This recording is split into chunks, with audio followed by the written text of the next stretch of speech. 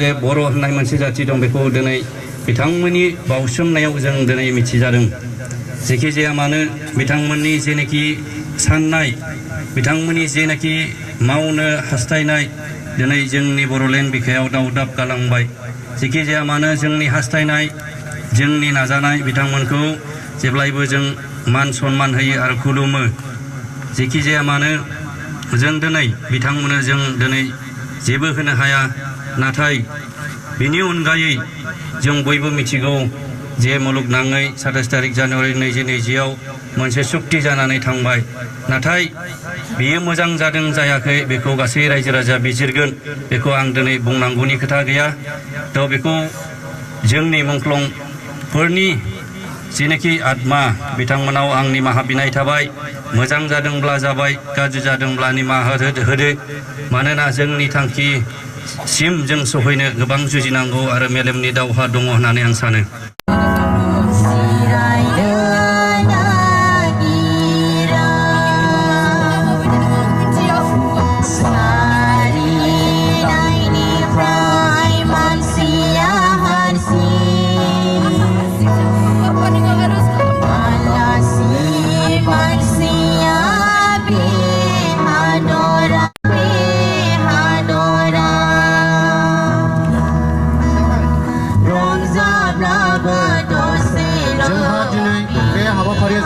मुंख्लंफोरनि न'खरनि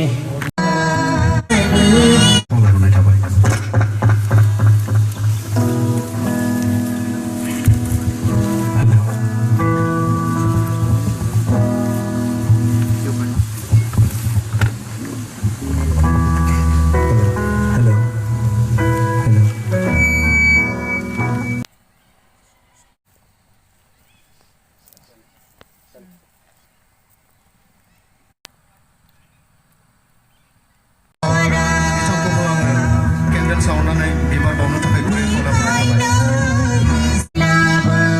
दिनै बर'नि बा मुंख्लं सान, बे सानाव गासै जोंनि रायजो राजानिसिम बा बर' जोंनि जाथिनिसिम आं गासैबो अननाय आरो जासिनाय थाबाय आरो गासै जोंनि मुंख्लं न'खरफोरनिसिम आं अननाय बा सिबिनायखौ जासिग्रोनाय थाबाय।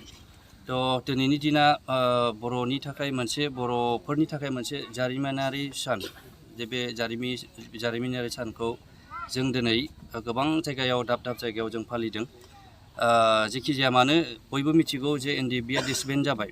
डिसबेन्ड जाब्लाबो जोंनि जारिमिनखौ रावबो खोमोरनो हायाखै। बे जारिमिनखौ जोङो नोजोर बोनानै जोंनि जारिमिनारि जाथायफोरखौ लानानैसो जों दिनै खुंनाय जादों। थ' बेखौ सोरबाया उल्थां फाल्थां साननो हागौ जे सोरबाया ओरै गभर्नमेन्टआव दं ओरै दं। बे खुनु गभर्नमेन्ट आरो सोरबा अबावबा थानाय बा बेजों सोमोन्दो गैया। सोरबाया बिदि सानदोंब्ला जों बेखौ एसे गनायनो गोब्राब जागोन। मानोना जोंनि गासैबो बर'नि जारिमिना बे मुंख्लंफोरनि दारैसो जानानै फैदों। जों बेखौ सनमान होनांगोन। बेखौ आयदार ओरैब्लाबो जों बेखौ सनमान होनो थाखाय आं खावलायदों। आरो जों सानदों जुदि जायोब्ला बे दिनै 14 सेप्तेम्बरखौ एस ए हल जोंनि बर'नि जाथिनि थाखाय मोनसे बन्दनि सान होननानैसो जों फालिनो हानांगौ। बेसो जोंनि देरसिन मुंख्लंफोरखौ सनमान होनाय जागोन आं बेखौ सानो। जेनोखि बिटिआर एकर्ड 27 जानुवारि 2020 बयबो मिथिगौ जे बेखौहाय जों डाइरेक्टलि फकास खालामा। जोङो बेखौ गासैबो समाजसो खोन्थागोन। मोजां जादों गाज्रि जादों जों बेखौ बुंलायनानै दिनै बुंनायनि सम गैया। जोंहा नांगोन, जोंहा खर'नि दावहा नांगोन। बेखौ जोङो बयबो दिनै साखाफारा बयबो दिनै इन्टेलेक्सुयेलफ्रा बुजिदों जे बेखौ डाइरेक्टलि फंसे रावजों बुङोब्ला गाज्रि जागोन। बेनिखायनो जों बेखौ बुंनांगौ सम गैया आरो बेखौ समाजसो खोन्थागोन जे मोजां जादोंब्ला बे मोजाङैनो थांबाय थासिगोन, गाज्रि जादोंब्ला निस्सय माबा मोनसे सोरबाया माबा मोनसेबो साननो हागौ बा माबा मोनसे माबाखौ लागोन। जिखि जाया मानो जों बेखौ गाज्रि जादों मोजां जादोंखौ जों दिनै बुंनांगौनि सम गैया। जोंनि आनादार जोंनि माबाया नांनांगौआ जों खर'जों नांनांगोन। जों जाथि हिसाबै जोङो खौसेथियै जोङो थानायखौ जोङो लुबैयो आरो खौसेथियै जोङो मावलांनायखौ लुबैयो। सोरबा बेवहाय एबसु बा सोरबा एनडिएफबि बेव डिफारेन्सखौ जों लाबोनायखौ जों लुबैयाखै। जे जोङो खौसेयै जोङो माब्रै जाथि हिसाबै थांनानै थागोन बे प्रसेसखौ बे लामाखौ जों जाहाथे लानानै आवगायलांनो हायो जों बेखौसो बांसिन सिन्था खालामनाय जादों। सार मुंख्लंफोरनि थाखाय बा नोंसिनि बारग' एनडिएफबिफोरनि थाखाय माखासे पेकेज बा सुबिदा होनायनि माबा दंमोन बेखौ बियो जाहैबाय गभर्नमेन्ट प्रसेस बे गभर्नमेन्ट प्रसेसै बेखौ मावबाय थानाय जादों आरो दाख्लैसो बावैसो माखासे मुंख्लंफोरनि न'खरनि लिस्टफोर ओंखारबाय आं बेखौनो खावलायदों जे सोरबाया मुंख्लंफोरनि नामफोरखौ थिसननो बावदोंबा दिनैनि बे नोंथांमोननि मिडियानि गेजेरजों आं बेखौनो खावलायनाय थाबाय जे बेखौ अननानै लिस्टफोरखौ होयो आंनो नङाबा फेरेंगानो बा सोरनोबा जोंनि टपमस्ट लिडारफोरनो होयोबा जों बेखौ सर्ट आउट खालामनो हागोनखौ जों नुदों आरो जों जिखि जाया मानो मुंख्लंफोरखौ सनमान होनानै न'खरनो जेरैबायदि होनांगौ जों बेखौ दाबि खालामगोन आरो आं दिनै बुंदों फोसावदों जेरै जोंनि गासै मुंख्लंफोरखौ सनमान होनानै मोनसे जायगायावनो जोङो मोनसे सेमिट्रि जोङो लुनायनिबो मोनसे जोङो सिमां नुदों आरो बेयो बिटिआर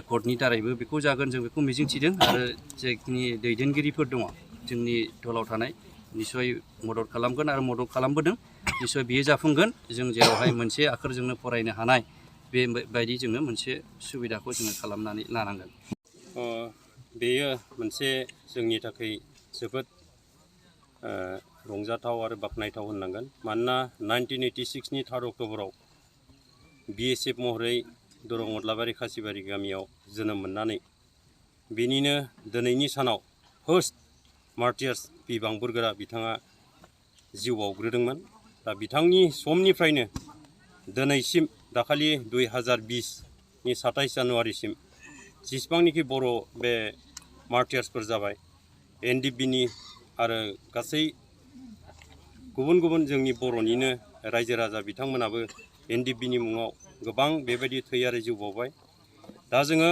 जारिमिनफ्राव नायोब्ला नुयो माने ओरैनो जों माब्लाबाबो थै आरो जिउ बावालासिनो मोनसेबो हादोरा उदां जानो हाफेराखै दा जों जिखि जाया मानो 2020नि 27 जानुवारियाव जि मोनसे बिटिआर मोनबाय बे बिटिआर मोननाया गासैबो बर'नि जि NDBनि बा बर' रायजो राजानि थै आरो जिउ बावनायजोंसो जों बेखौ मोननो हादों दा बिनिखायनो आं साफ्रोमबो बे मार्टियार्स बा जायफ्रा मुंख्लं जाबाय बिथांमोननि न'खरनि बिमा बिफा बिदा फंबाय आरो रायजो राजा साफ्रोमनिसिमबो दिनैनि दिनाव आंनिफ्राय गोजोन हामलायनाय जासिहरनाय थाबाय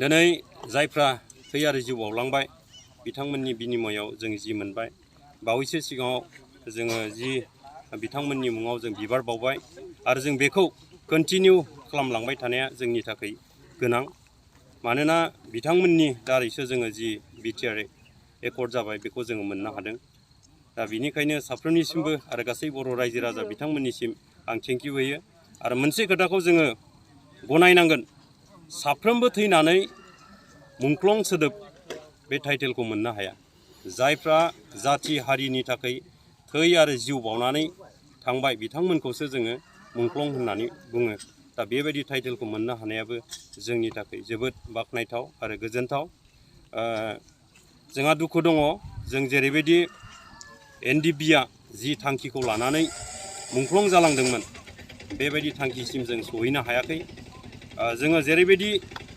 गोख्रों थांखि लानानै गावनि थै आरो जिउखौ बावनो थाखाय गियाखैमोन जाय दावहारु लोगो बिथांमोना दा बिथांमोननि जिउआव आङो निमाहा बिनाय थायो जोङो जेरैबायदि सानदों हास्थायदोंमोन बेबायदि जाफुङैनि थाखाय दा आं बेखिनिखौनो बुंनानै फोजोबनाय जाबाय आङो सिगाङावनो बर'नि बिर जोहोलाव आरो जोहोलावजो मुंख्लं जानानै थांनाय जोंनि न'खरनि जानानैहाय आङो माने गोरबोनिफ्राय बिथांमोनखौ दिनै मान बावग्रोयो जाहाथे बिथांमोननि जिउमाया आलो गोजोन सोरगोखौ जायगा मोनहैनाय बायदि आङो बिनि उनावहाय जोंनि बे बिटिनि ओनसोलाव नुजाफैनो हानाय नोंथांमोननि मिडियाफोर आङो नोंथांमोनखौबो बरायदों आरो बेजों लोगोसे आङो खावलायनो सानदों जोंनि बिटिआर सरकार आरो आसाम सरकारनिसिम